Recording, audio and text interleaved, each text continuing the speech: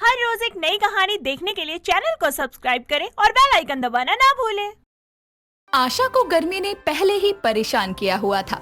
ऊपर से इस गर्मी के मौसम में महंगाई ने तो कमर ही तोड़ कर रख दी थी, जिसके चलते आशा हर चीज में बचत करते हुए चल रही थी।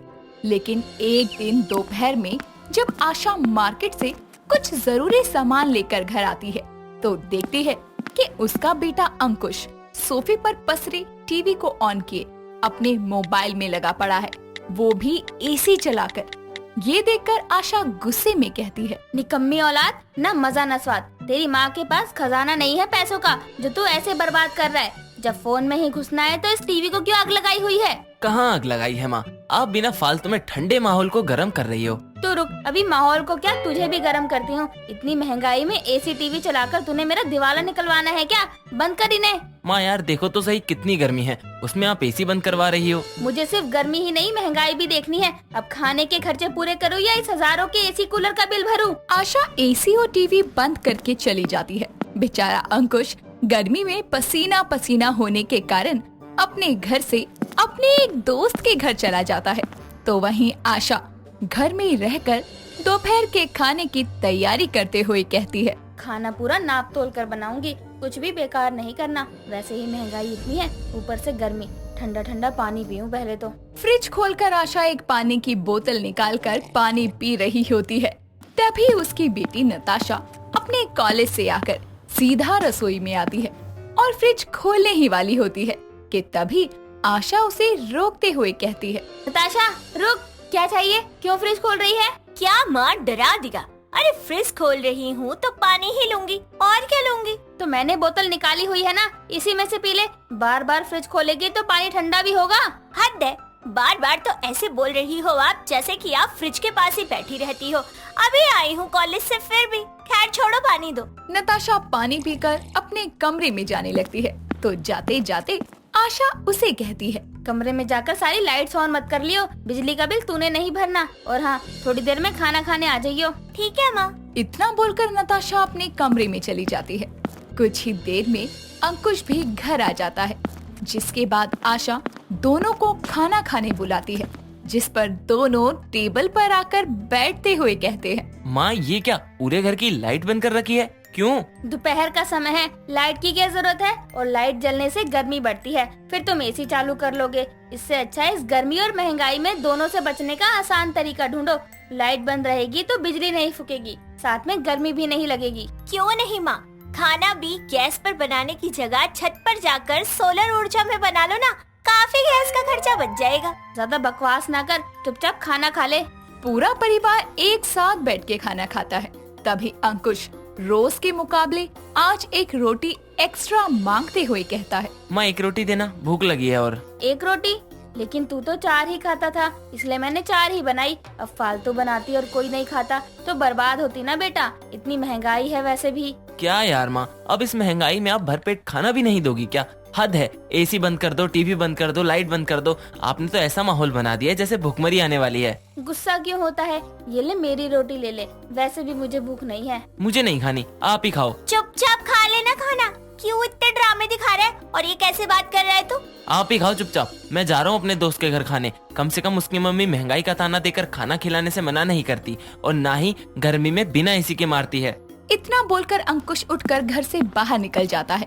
लेकिन उसकी ये कड़वी बातें सुनकर आशा की आंखें भर आती है और वो भी अपना खाना छोड़कर कमरे में चली जाती है, जहां वो अपने स्वर्गवासी पति की तस्वीर के सामने बैठकर रोते हुए कहती है, मैं कुछ ज्यादा ही कर रही हूँ क्या? लेकिन आप ही बताओ ना, और क्या करूँ? आपके जाने के बाद दोनों बच्चों को पढ़ाना, घर चलाना बहुत मुश्किल हो गया है। ऊपर से ये गर्मी और महंगाई ने एक साथ आकर कमर तोड़ दी है बजट की।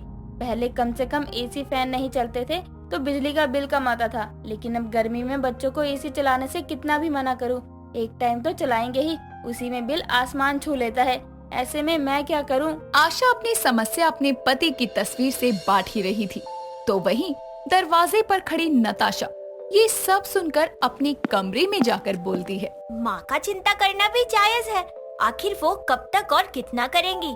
अभी हम दोनों भी पढ़ रहे हैं, लेकिन मुझे कुछ ना कुछ तो करना होगा इस गर्मी और महंगाई से बचने के लिए। ऐसे ही दिन गुजरते हैं। आशा अब अंकुश को किसी काम के लिए नहीं टोकती थी, जिसके कारण वो गर्मी और महंगाई से तो बच रहा था, लेकिन माँ की मीठी सी डांट को बहुत याद कर रहा था, जिसके चलते एक दिन वो दिन के समय टीवी, पंखा, एसी चला के मस्त लेटा हुआ था, ताकि ये सब देखकर उसकी माँ उसे डांटे। लेकिन आशा ये देखकर भी कुछ नहीं कहती और वहाँ से रसोई में जाने लगती है। तभी अंकुश उससे कहता है, माँ बिजली का बिल ज्यादा आ जाएगा, एसी और टीवी बंद कर देता हूँ। नहीं बेटा, कोई नहीं, महंगाई को मैं देख लूंगी, लेकिन इस गर्मी में तुमको बिना एसी के रहने की कोई जरूरत नहीं है। अभी तुम्हारी माँ जिंदा है, तुमको कोई तकलीफ नहीं होने देगी। इतना बोलकर आशा चली जाती है और अंकुश की आंखों में उसकी बात सुनकर आंसू आ जाते हैं। और ठीक उसी समय नताशा भी घर आती है और घर की सब लाइट्स, टीवी, पंखा और एसी चलता देखकर अंकुश से कहती है, ओ अंबानी की छठी औलाद, किस खुशी में ये सब कुछ चला कर बैठा है? अभी माँ ने देख लिया ना तो तेरा मोर बना देंगी। अंकुश आंसू भरी आंखों से अपनी बहन की तरफ देखकर कहता है, यही तो दिक्कत है, माँ ने कुछ नहीं बोला ये देखकर भी। बहन, लगता है माँ मेरे से गुस्सा हो गई हैं।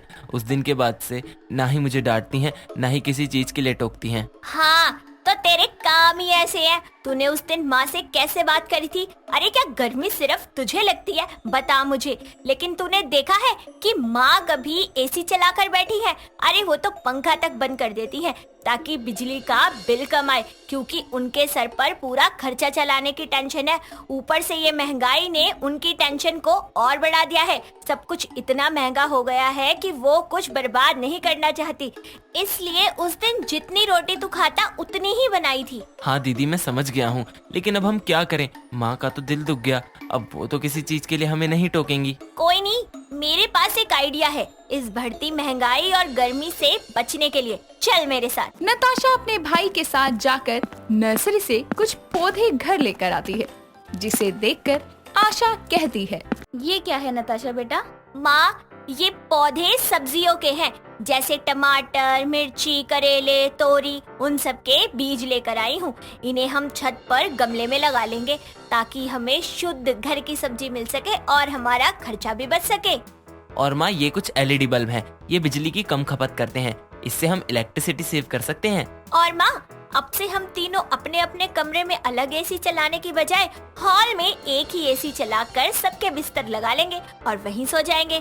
एक एसी चलेगा तो भी खर्चा बच जाएगा और बहुत सारी बातें भी करेंगे। हाँ माँ, मेरे पास तो बहुत कुछ है आपको बताने के लिए। ये सब देखकर आशा की आंखों में आंसू आ जाते हैं और वो अपने दोनों बच्चों को गले लगाकर कहती है, तुमने ये सब मेरे लिए किया ना मेरे बच्चों, ताकि मुझे महंगाई में खर्चों की टेंशन ना हो। कैसी माँ हूँ मैं, तुमको कैसे दिन दिखा रही हूँ। माँ, आपके कारण ही तो हम इतने मजे की जिंदगी जी रहे हैं, इसलिए आप ऐसा मत बोलो। और कुछ समय बाद मैं और अंकुश कमाने लायक हो जाएंगे, फिर उसके बाद तो आपको चिंता की कोई जरूरत ही नहीं पड़ेगी। नताशा और अंकुश की ये समझदारी देखकर आशा को अपने बच्चों पर गर्व महसूस होता है। साथ ही अब वो इस गर्मी में महंगाई से लड़ने के लिए पूरी तरह तैयार होती है। निधि मार्केट से सब्जियां ले रही थी, तभी उसकी सास बबीता का कॉल आता है और वो अपनी बहू से बोलती है, अरे ओ नासपिटी, अभी तक सब्जियां लेकर नहीं आई? 2-4 सब्जी लेने भेजा था, पूरा बाजार लेने नहीं, जो इतना टाइम लगा दिया। माँ जी, बस आलू रह गए हैं, थोड़ा समय और लगेगा। सही में तू मार्केट ही गई है ना सब्जियां लेने, या फिर? माँ जी, आपकी शक करने की आदत नहीं जाएगी, सब्जियां लेने ही आई हूँ। मैं कैसे मानूं? बता, कोई सबूत है तेरे पास कि तुम मार्केट गई है? क्योंकि इतना समय तो नहीं लगता सब्जियां लेने में। अब वीडियो कॉल करूँ क्या? ये सही है, बोली है तो कर भी ले, मुझे यकीन भी हो जाएगा कि तुम मार्केट ही गई है। निधि अपनी सास को वीडियो कॉल करती है और उसको सब्जी वाले भैया और बाजार की सब्जियां दिखाती है, जिसके बाद बबीता फिर से अपनी बहू को वॉइस कॉल करके बोलती है, हाँ हाँ ठीक है, वैसे मेरे शक करने की आदत नहीं है, वो तो बस दिल की तसल्ली के लिए करना पड़ता है। आ रही हूँ माँ जी, अगर आप ऐसे ही बार बार फोन करेंगी तो मैं सब्जियाँ लेने में और लेट हो जाऊंगी। हाँ हाँ, मुझे भी कोई शौक नहीं है कि मैं तुझे बार बार फोन करूँ, वो तो तेरी हरकतें ही ऐसी है कि इंसान को शक करने पर मजबूर कर देती हैं। ऐसे ही थोड़ी देर बाद में निधि बाजार से सब्जियां लेकर घर आती है, जिसके बाद बबीता बोलती है। नहीं माँ जी, मैंने कुछ भी नहीं खाया। अच्छा जी, तू और बिना कुछ खाए पिए आ गई? मुझे तो यकीन नहीं हो रहा। हाँ, क्योंकि आपको शक करने की बीमारी है ना माँ जी। अरे बीमारी लगे तेरी माँ को। और ये बता कितने पैसे बचा कर लाई है? बस 50 रुपए ही बचे माँ जी। क्या? बस 50 रुपए? बाकी के कहाँ हैं? कहीं तूने रख तो नहीं लिए? माँ जी, ऐसा है तो अपने ये शक्की होने का इलाज करवा लो, या फिर खुद ही मार्केट जाया करो आप। इतना बोलकर निधि रसोई में जाकर खाना बनाने लगती है। ऐसे ही समय बीतता जाता है और बबीता अपनी बहू पर आए दिन किसी न किसी बात पर शक किया करती। ऐसे ही एक दिन निधि अपनी सास से बोलती है। माँ जी, घर में राशन खत्म हो गया है, यहाँ तक कि बटर भी नहीं है। क्या बोली? मक्खन भी खत्म हो गया और घर का राशन भी, वो भी इतनी जल्दी? जी माँ जी। कहीं ऐसा तो नहीं है कि तूने ही सारा मक्खन चुरा चुरा के खत्म कर दिया हो? माँ जी, मुझे खाना ही होगा तो ऐसे ही खा लूंगी, चुराने की क्या जरूरत है? क्या पता, दिखावा करने की आदत होती है ना लोगों की, तो तू भी यही दिखाना चाहती होगी। माँ जी, कहते हैं ना, हर चीज का इलाज है, मगर शक का कोई इलाज नहीं है, इसलिए मैं कुछ नहीं कर सकती। एक दिन बबीता की बहन का लड़का मनोज कुछ दिन के लिए बबीता के घर आता है। मनोज बहुत ही मजाकिया किस्म का लड़का था। वो अक्सर निधि से देवर भाभी के रिश्ते का मजाक किया करता। ऐसे ही एक दिन बबीता कहीं बाहर गई थी और निधि मनोज के साथ अकेले थी। तभी निधि मनोज से बोलती है। मनोज, खाना खा लो। अरे भाभी, मुझे नहीं खाना। ऐसे कैसे नहीं खाना? मन नहीं है मेरा। पता है, मेरा भाई जब बोलता था ना कि दीदी मेरा खाने का मन नहीं है, तब मैं उसको जबरदस्ती खिलाती थी। और तुम भी मेरे भाई जैसे ही हो, तो तुम्हें भी जबरदस्ती ही खिलाना पड़ेगा। अरे नहीं ना भाभी। मनोज खाना ना खाने के लिए बच्चों की तरह जिद करता है और इतने में निधि की साड़ी का पल्लू मनोज के हाथ की वॉच में फंस जाता है। दोनों साड़ी को निकालने की कोशिश करते हैं, मगर साड़ी नहीं निकलती। इतने में निधि की सास वहाँ आती है और ये सब देखकर वो मन में कुछ और ही ख्याल बना लेती है। मगर बबीता मनोज के सामने निधि को कुछ नहीं कहती और जब निधि अपने कमरे में जाती है तब उसकी सास भी उसके पीछे आती है और बोलती है। क्या चल रहा था मनोज के साथ? मतलब क्या है माँ जी? उसका तेरे इतना करीब आने का मतलब क्या है? अरे भाभी है तू उसकी, और देवर भाभी का इतना करीब आना अच्छा लगता है? माँ जी, ये आप क्या बोल रही हैं? देखा मैंने, तू उसके कितना करीब थी, ऐसे चिपक रखी थी मानो कितने जन्मों से न मिली हो। इतना तो तू कभी मेरे बेटे से भी नहीं चिपकी। सच सच बता दे, क्या चल रहा है तुम्हारा? माँ जी, आपसे कितनी बार कहा है, शक करना छोड़ दीजिए। जरूरी नहीं होता कि आप जिस चीज को अपने नजरिए से देख रही हैं वो वैसी ही हो। मुझे मत सिखा समझी, सब जानती हूँ कि तू कैसी है, और आजकल तेरे लक्षण भी बता रहे हैं कि तू किस ओर जा रही है। इसलिए मैं जो सोच रही हूँ ना, वो सही सोच रही हूँ। आपको जो सोचना है सोचो। इतना बोलकर निधि अपने कमरे में चली जाती है। उसके जाते ही बबीता मन में बोलती है, जरूर कुछ गड़बड़ है, मुझे इन दोनों पर नजर रखनी होगी। आखिर मेरे और मेरे बेटे के पीठ पीछे चल क्या रहा है? ऐसे ही एक शाम को निधि का पति अनमोल ऑफिस से घर आता है। थोड़ी देर बाद में बबीता अनमोल का हाथ पकड़ के उसको अपने कमरे में लेकर आती है और बबीता उससे बोलती है। बेटा, मुझे ना तुझसे एक बात करनी है। हाँ माँ, बोलो। बेटा, मुझे लगता है मनोज और बहू के बीच कुछ चल रहा है। माँ, आप ये क्या बोल रहे हो? ऐसा कुछ नहीं है। मुझे मालूम था कि तू यही बोलेगा। अरे मैंने खुद अपनी आंखों से दोनों को करीब आते हुए देखा है, जब ही बोल रही हूँ, वरना मैं इतना गंभीर इल्जाम थोड़ी ना लगाऊंगी बहू पर। माँ, ये सब बकवास बंद करो। ठीक है, तुझे मेरी बातों पर यकीन नहीं है ना, तो तू भी मेरे साथ उन दोनों पर नजर रखियो। माँ, मैं नहीं करूँगा कुछ। करना पड़ेगा तुझे, मेरी कसम। ठीक है, अगर आप इसमें गलत साबित हुई तो आप निधि पर शक करना बंद कर देंगी। हाँ ठीक है। ऐसे ही एक दिन मनोज निधि के कमरे में जाता है और मनोज निधि से बोलता है। क्या हो रहा है मेरी स्वीटी? कुछ नहीं मेरे स्वीटू, बस तुम्हारे भैया की शर्ट में बटन लगा रही थी। कभी मेरे भी शर्ट में बटन लगा दिया करो, जब देखो तब भैया की सेवा पानी में लगे रहते हो। अच्छा, लगा दूंगी।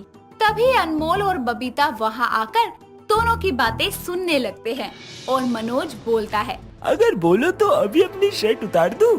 ठीक है, उतारो जल्दी। ये सुनकर अनमोल गुस्से में वहाँ आकर निधि से बोलता है। ये सब क्या है निधि? अरे बेशर्मी की हद होती है। मतलब क्या है आपका? बेशरम, देवर के साथ गुलछर्रे उड़ाने में बड़ा मजा आ रहा है और जब पकड़ी जाती है तो ऐसे भोली बनती है जैसे कुछ पता ही ना हो। अरे आप सब गलत समझ रहे हैं। नहीं मनोज, अब कुछ भी बोलने या सुनने को नहीं है। माँ आप सही कह रही थी। सच में निधि तुम बदचलन औरत हो। अनमोल जी, मुझे आपसे ये उम्मीद नहीं थी। अरे भाई मेरी बात भी सुन लो। मनोज, मुझे अपनी सफाई में कुछ भी नहीं कहना और ना ही तुम अब कुछ कहना। निधि रोते हुए अपना सामान पैक करके वो घर छोड़कर मायके चली जाती है। जिसके बाद मनोज गुस्से से बोलता है। भैया आपसे तो ये उम्मीद ही नहीं थी। और मौसी की तो आदत थी भाभी पर शक करने की, मगर वो नजरअंदाज करती नहीं। तू तो बोल ही मत साले, अपनी भाभी के साथ तू। छी। अरे छी तो आपकी सोच पर है, समझे आप। भाभी वो रिश्ते से थी, मगर हमेशा मुझे अपने छोटे भाई जैसा प्यार दिया उन्होंने। मेरी शर्ट का बटन टूट गया था, मैंने ही बोला कि अभी शर्ट उतार दूं, लगा दोगी आप बटन? क्या? हाँ, वो मुझे अपने भाई की तरह मानती थी। भाभी के ऊपर शक करके आपने अच्छा नहीं किया। इसमें मेरे बेटे की कोई गलती नहीं है। मेरी वजह से ही अनमोल ने बहू पर शक किया, मगर सच कहूँ तो जिम्मेदार मैं ही हूँ। मुझे ही शक की बीमारी है जो हर बार बहू पर शक करती रहती हूँ। और अब तो हद ही हो गई, देवर भाभी के पवित्र रिश्ते पर भी मैंने सवाल उठा दिए। और इस तरह अनमोल और बबीता को अपनी गलती का एहसास होता है और वो दोनों निधि के घर जाकर उससे माफी मांगते हैं और उसे अपने घर वापस ले आते हैं। सुबह का समय था। आरव गहरी नींद में अपने बेड पर सोया होता है। तभी उसका फोन बजता है और वो अपना फोन उठाकर बोलता है। किसको इतनी सुबह सुबह मौत आ रही है यार, कोई चैन से सोने भी नहीं देता। हेलो, कौन बोल रहा है? हेलो आरव, मेरी क्यूटी पाई। कौन है आप? तुमने मुझे नहीं पहचाना? उफ, ऐसा कहकर तुमने मेरा दिल तोड़ दिया।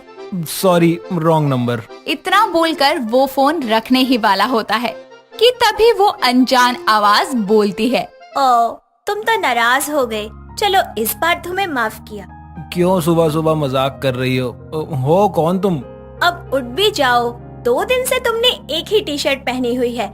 जल्दी से उठकर फ्रेश हो जाओ और अच्छे कपड़े पहन लो। मैं तुम्हारा वेट करूंगी, तुम्हारी सीक्रेट लवर। बाय। ये बात सुनकर आरव अपने बेड से उठकर खड़ा हो जाता है और बेचैनी में इधर उधर देखने लगता है। जिसके बाद वो अपने फोन को टेबल पर रखकर तैयार होने के लिए चला जाता है। थोड़ी देर बाद में वो नाश्ता करके कॉलेज के लिए निकलता है, जहां उसका दोस्त अंश उसका इंतजार कर रहा होता है। ओए, तू मेरा असाइनमेंट तो लेके आया है ना? ओह शिट यार, सॉरी यार, मैं भूल गया। रात तक तो याद था, पता नहीं सुबह कैसे माइंड से स्किप हो गया। बहुत बढ़िया, मतलब आज तो मेरी लगने वाली है।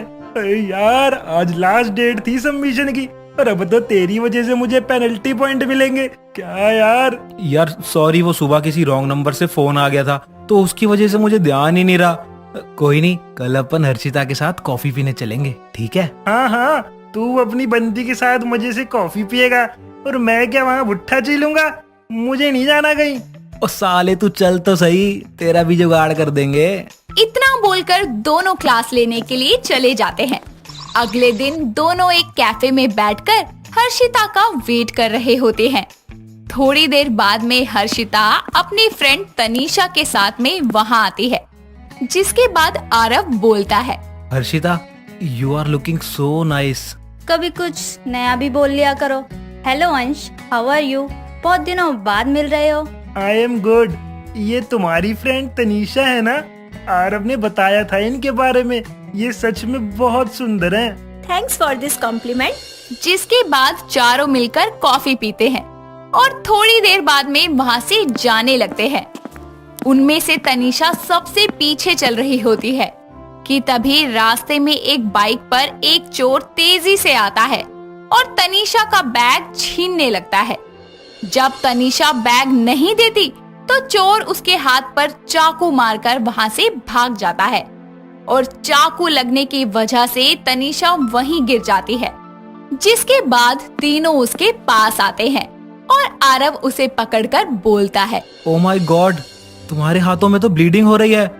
तुम दोनों घर जाओ, मैं तनिषा को घर ड्रॉप करके आ जाऊंगा। आरव प्लीज तनीषा को सेफली घर ड्रॉप कर देना और अपना भी ध्यान रखना। इतना बोलकर अंश और हर्षिता वहाँ से चले जाते हैं और आरव तनीषा की चोट को अपने रुमाल से बांध देता है, जिसके बाद वो उसे अपनी गोद में बिठाकर टैक्सी में उसके घर तक ड्रॉप करता है और तनीषा बोलती है, थैंक यू आरव, यहाँ तक आने के लिए। अब दोस्त हूँ तो क्या इतना भी नहीं कर सकता? अब तुम अंदर जाओ और एक पेन किलर ले लेना ताकि तुम्हें दर्द ना हो। अब मुझे भी चलना चाहिए, ठीक है? इतना कहकर वो वहाँ से चला जाता है और ऐसे ही समय बीतता जाता है। और एक दिन जब आरव अंश के साथ बैठकर पढ़ाई कर रहा होता है तो उसे फिर से उसी अननोन नंबर से कॉल आता है और वो बोलता है, हेलो, कौन? हाय हैंडसम, तुमने फिर कॉल किया? अरे कहना क्या है तुम्हें? आज बहुत चार्मिंग लग रहे हो इस ब्लू शर्ट में। तुम्हें पता है ये मेरा फेवरेट कलर है। मुझे ये नहीं समझ आता कि तुम मुझे जानती कैसे हो, क्योंकि मैं तो तुम्हें पहचान ही नहीं पा रहा। और तुम्हें मेरा नंबर कहाँ से मिला? और तुम मुझसे इतने प्यार से क्यों बात करती हो? आखिर तुम चाहती क्या हो? अरे बस बस रिलैक्स, मैं तुमसे कुछ नहीं चाहती क्योंकि मैं तो तुम्हें ही चाहती हूँ। देखो miss, for your kind information I have a girlfriend और मैं उससे बहुत खुश हूँ। तो आप मुझसे ऐसे मीठी मीठी बातें करना तो बंद कर दीजिए, समझे? हर्षिता नाम है ना उसका। वो तुम्हारे साथ कॉलेज में पढ़ती है। क्यों, सही कहा ना मैंने? मैंने तुम्हें पहले ही कहा था ना ये रॉन्ग नंबर है, क्योंकि तुम किसी के पटे पटाए माल को अपना बनाना चाहती हो। देखो तुम्हें बॉयफ्रेंड चाहिए ना, मैं ला के दूंगा ना तुम्हें, पर फिर तुम्हें प्रॉमिस करना होगा कि तुम लाइफ में कभी मुझे कॉल नहीं करोगी। Hello hello. वो बोल ही रहा होता है कि तभी कॉल कट हो जाती है, जिसके बाद वो खुद से बोलता है, अजीब भला है यार, ये आजकल की लड़कियों को क्या हो गया है? तो बॉयफ्रेंड बनाने के लिए कैसे हथकंडे अपनाने लगी है। हे भगवान, इस चुड़ैल से मेरी रक्षा करना। अरे इतना ही परेशान है तो इसका नंबर ब्लॉक क्यों नहीं कर देता? सिंपल, और फिर तेरी टेंशन खत्म।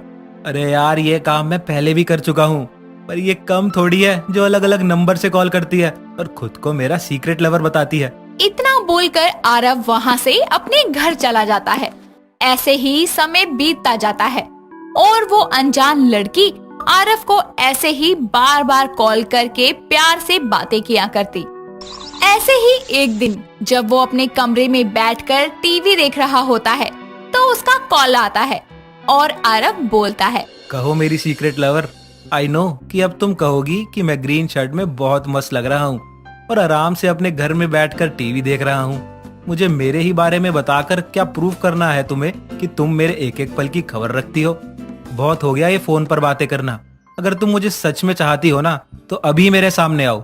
बस करो, एक सांस में कितने सवाल पूछोगे? इतनी बेताबी है तुम्हें मुझसे मिलने की? कहीं मुझसे बात करते करते तुम्हें मुझसे प्यार तो नहीं हो गया? ओ सीक्रेट लवर, मैं कोई रोमांटिक फिल्म का हीरो नहीं जिसे बिना देखे बस तुम्हारी आवाज से प्यार हो जाए, समझी?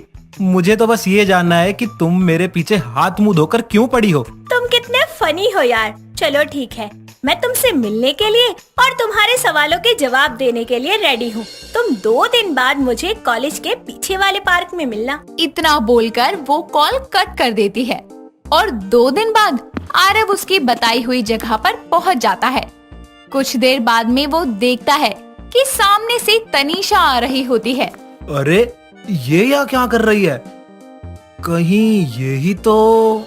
तभी उसका पैर एक पत्थर से टकरा जाता है और वो गिरने ही वाली होती है और आरव तुरंत वहां जाकर उसे अपनी बाहों में पकड़ लेता है और दोनों को इस हालत में वहां पहले से ही मौजूद हर्षिता देख लेती है और गुस्से में बोलती है, वाह, सही कहा है किसी ने, सारे लड़के एक जैसे ही होते हैं, एक नंबर के कमीने और धोखेबाज। अगर वो अनजान कॉल नहीं आता मुझे तो ये सब कभी पता नहीं चलता। आरव, आज के बाद मुझसे कभी बात करने की कोशिश मत करना, समझे? हर्षिता मेरी बात तो सुनो। हर्षिता वहाँ से गुस्से में चली जाती है, जिसके बाद तनीषा आरव से बोलती है, मेरी वजह से ये सब कुछ हो गया। मैं तो यहाँ हर्षिता से मिलने आई थी। मुझे नहीं पता था कि तुम दोनों का ब्रेकअप हो जाएगा मेरी वजह से। I am really sorry Aarav. Tanisha की बात सुनकर आरव को अजीब लगता है और जिसके बाद वो वहाँ से बिना कुछ कहे ही चला जाता है। कुछ दूर जाते ही उसका फोन बजता है और वो समझ जाता है कि ये उसी सीक्रेट लवर का कॉल है। जिसके बाद वो कॉल को कट करके फिर से उस नंबर को डायल करता है तो उसे अपने आसपास ही फोन की रिंग सुनाई देती है। जिसके बाद वो उस आवाज का पीछा करता है तो देखता है कि ये आवाज तो एक पेड़ के पीछे से आ रही है और वहाँ से बस लड़की के बाल ही दिख रहे होते हैं। जिसके बाद वो पास जाकर बोलता है, हेलो मेरी सीक्रेट लवर। देखा तुमने, तुम्हारी गर्लफ्रेंड तुम्हारी बात सुने बिना ही तुमसे ब्रेकअप करके चली गई। वो जैसे ही पीछे पलटती है तो आरव उसे देखकर हैरान रह जाता है क्योंकि वो कोई और नहीं बल्कि तनीषा ही थी। वो अपने सामने उसे देखकर डर जाती है और बोलती है, देखो आरव, मुझे गलत मत समझो, ये सब मैंने बस तुम्हारा प्यार पाने के लिए किया था। कुछ मत बोलो, तुम्हारी ये सफाई तुम्हारे किए को छुपा नहीं सकती। अब मैं बस यही कहूँगा कि तुमने बहुत गलत किया है। इतना बोलकर आरव वहाँ से चला जाता है और फिर कभी किसी अननोन नंबर से आए कॉल को रिसीव ही नहीं कर। दोस्तों, अगर आपको ये कहानी पसंद आई तो इसे लाइक करें, शेयर करें और कमेंट करके बताएं कि कहानी में आपको सबसे अच्छा क्या लगा।